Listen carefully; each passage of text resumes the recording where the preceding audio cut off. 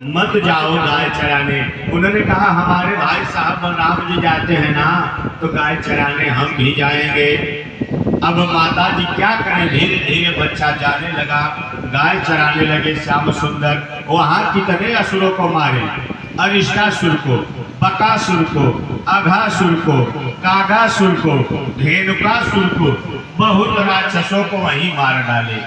इतना ही नहीं, ब्रह्मा का भी मानवर्धन किए भगवान श्याम सुंदर मुरली मनोहर। परीक्षित ने कहा वही कथा सुना दीजिए हमारे गुरुदेव। उन्होंने कहा भगवान का लीला कोई समझ नहीं सकता है। सुनिए, भगवान की लीला कोई समझ नहीं सकता। कहे क्या? कहे भगवान देखते देना घले जाते थे, सबके घर बढ़िया भोजन नहीं होता है। कोई सूखी रोटी लेके जाता था, कोई माखन रोटी लेके जाता था, कोई माखन मिश्री रोटी लेके जाता था, कोई बढ़िया चावल दाल लेके जाता था, हर प्रकार का भोजन जाता था। तो जिसकी सूखी रोटी रहती थी ना, वो दूसरे के रोटी को देख करके सोचता था अगर थोड़ा सा हमको इसमें से दाल मिल जाता, थोड़ा सा माखन नमक मिल जाता तो मेरा भी काम चल जाता। गोविंद ने कहा सब तो अपने हैं ना, सबको ये कर देंगे हम। केला का पत्ता बनाते थे और हे परीक्षित उसको रखवा देते थे, 2-3 केला का पत्ता। सारे गोप वालों से कहते थे काम करो, यहाँ सभी लोग अपने भोजन को गिराओ, सबको एक में सान डालो।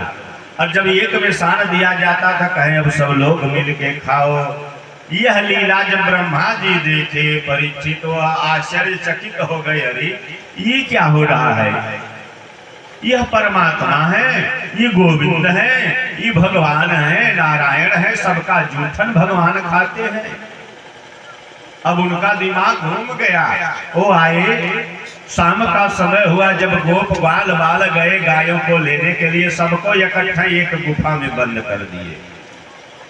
और जब एक गुफा में बंद कर दिए मनमोहन, तो भगवान सायंकालीन सबको बुला रहे हैं कि मेरी गाय कहाँ है, बछड़े कहाँ हैं। सबका नाम ले लेकर के गायों का नाम रखे थे। जिस गाय का नाम लेते थे भगवान, वह गाय दौड़ती हुई उनके पास आती थी। अब कोई नहीं आ रहा है, मुरली भी बजाए तब भी कोई नहीं आया। भगवान ने कहा लीला क्या हुई? और जब भगवान देखने लगे तो ब्रह्मा जी की लीला मेरे प्यारे बड़ी गजब की। भगवान ने कहा हमारा परीक्षा ले रहे हो ब्रह्मा जी, ले लो, कोई बात नहीं।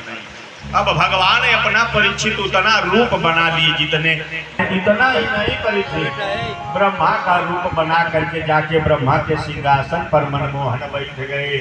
और द्वारपाल नौकर से कहे ना, अगर मेरे जैसा कोई नकली बाबा आए तो भगा देना यहाँ से। पालों ने कहा कि ठीक है सरकार, जो आज्ञा होगी। अब इतने में परीक्षित ब्रह्मा जी पहुंचे अपने स्थान पे। द्वारपाल लगा करके भाला रोक देता है। कहाँ जा रहे हो? नहीं पहचान रहे हो? हम अपने स्थान को जा रहे हैं।